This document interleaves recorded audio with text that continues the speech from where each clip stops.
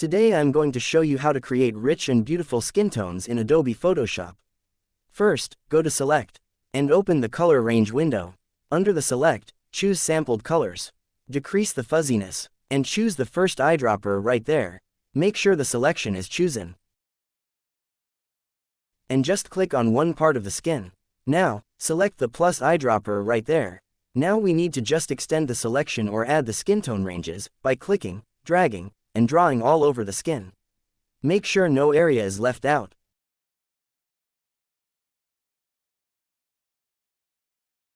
So let's go ahead and increase the fuzziness. 55 is okay. Press OK once you're satisfied. Click on the adjustment layer icon, and choose the solid color. In the color picker, I'll type in F, 1, E, 0, and 3. Then click OK. Change the blend mode to linear light, and then decrease the fill to 10%.